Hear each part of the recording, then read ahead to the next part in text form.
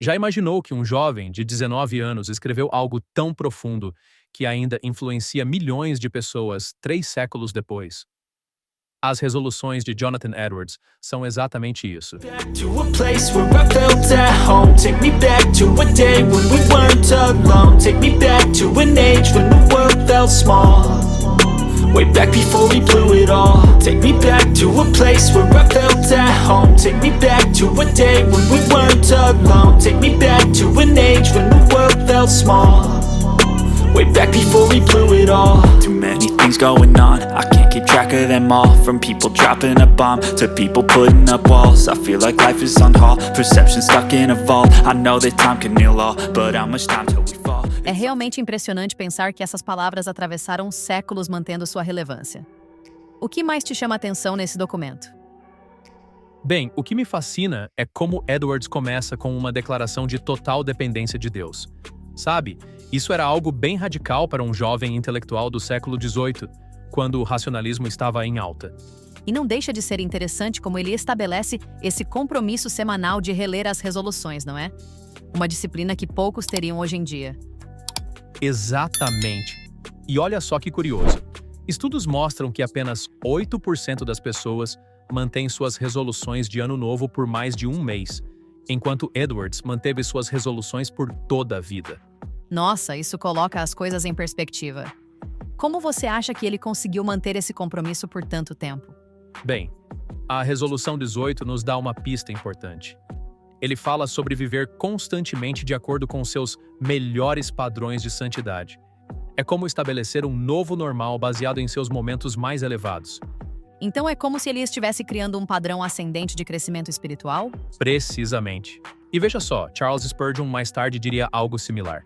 Um cristão deveria viver como se Cristo estivesse vindo nesta tarde. É essa a ideia de manter um padrão consistentemente alto. E falando em padrões elevados, Edwards menciona especificamente essa percepção do mundo vindouro. Como isso se conecta com a vida prática?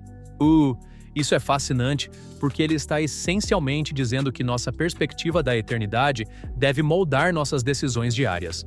C.S. Lewis depois escreveria que, se você ler a história, descobrirá que os cristãos que mais fizeram pelo presente foram justamente aqueles que mais pensaram na vida futura. Me faz pensar em como nossa sociedade atual está focada no imediato, no instantâneo. E sabe o que é mais interessante? Edwards escreveu isso numa época em que a expectativa de vida era de apenas 35 anos. Mesmo assim, ele mantinha essa perspectiva de longo prazo. Nossa, isso dá uma dimensão totalmente diferente ao compromisso dele, não é mesmo? Sim, e veja só. Estudos recentes em psicologia mostram que pessoas com objetivos de longo prazo têm níveis mais altos de satisfação com a vida. Edwards estava à frente de seu tempo em muitos aspectos. E como você acha que podemos aplicar essa resolução específica nos dias de hoje? Olha, acho que começa com algo bem prático. Identificar nossos momentos de maior clareza espiritual e transformá-los em padrão. É como um atleta que treina no limite para que sua performance normal se eleve. Então é mais sobre consistência do que sobre momentos isolados de pico espiritual? Exatamente. E você sabe que pesquisas mostram que pessoas que mantêm práticas espirituais regulares têm 30% menos chances de desenvolver depressão? É sobre construir uma base sólida. E pensando no contexto histórico, Edwards escreveu isso durante o primeiro grande despertar na América, não é? Sim, e isso torna tudo ainda mais significativo.